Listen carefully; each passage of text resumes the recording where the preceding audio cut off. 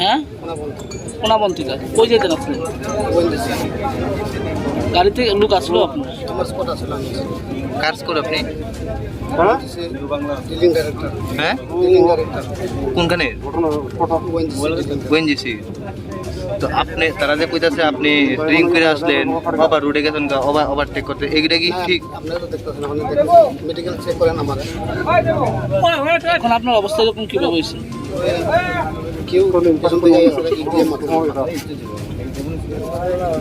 যে লোকটা আপনার কত নম্বর ব্যাটালিয়ন আপনি? ফার্স্ট 5। নাম কি? নাম উত্তম বাড়ি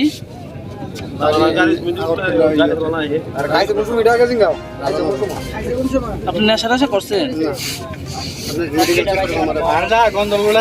আচ্ছা, এই যে ঘটনাটা ঘটছে কিভাবে, মানে কিভাবে হচ্ছে? এটা আমি পেছনে স্কোয়াডে ছিলাম, তারা লোক আপনারা আগে ছিল, পেছনে স্কোয়াড আমি কাভার করতে গিয়েছি, আচানক পারিছি, ঠিক আছে? বাঁচতে গিয়ে তাইনা কাটতে নিয়ে আসে, আমি দোকানে বহুত দোকান দিয়েছি, তাইনা তো আচানক পারিছে না, স্পিডে আসলো, ব্রেকও মানছে না, আচানক পারিছে। নাহলে কি ভাই আমরা ড্রাইভার মানুষ একটা তীব্র মারতে চাই না।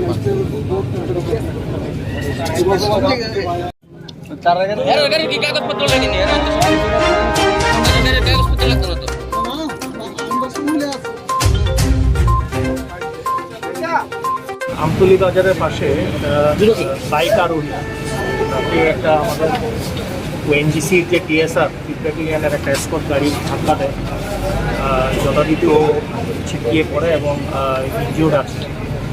এই নিয়ে এখানে বাজারে যে পাবলিক ওরা একটু উত্তেজিত হয় এবং কিছুক্ষণ রাস্তা ব্লক করে রাখে। আমরা যথারীতি কথাবার্তা বলে আমরা রাস্তা এখন উজ্জ্ব হয়েছে ওরা, এবং আমরা এই ব্যাপারে যতটুকু লিগ্যাল অ্যাকশন নেওয়া। যাকে মানে এটা কি করা হয়েছে, ইনজুর করা হয়েছে, ওনার নাম কি? ওনার নামটা এখনো আমি পাইনি, ওনাকে তো এখন আপাতত জীবিতে শিফট করানো হয়েছে। Once we get the name আমরা জানি। সাধারণ মানুষ কী কারণে রাস্তা অবরোধ করেছে? রাস্তা অবরোধ ওনার আমাদের বক্তব্য যে এখানে অ্যাক্সিডেন্ট প্রায় সময়ই হয়, তো এটার একটা পারমানেন্ট সলিউশন ওরা চায় এবং যেহেতু ওএনজিসির আন্ডারে ওরা কাজ করছে, ওএনজিসির অফিসিয়ালরা এসে কথা বলার জন্য বলছে।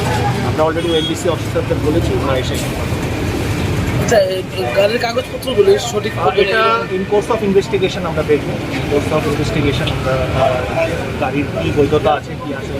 যে ড্রাইভার ছিল স্কট গাড়িটি উনিও কি আহত হয়েছে? উনি ইনজুর্ড হয়েছেন, উনিও এখন হসপিটালে আছেন, ট্রিটমেন্ট চলছে। এখন পরিস্থিতি কীরকম রয়েছে? এখন নর্মাল আছে, একদমই পিসফুল পরিস্থিতি, মানে লোক শান্তপ্রিয় মানুষ, বুঝিয়ে আমরা।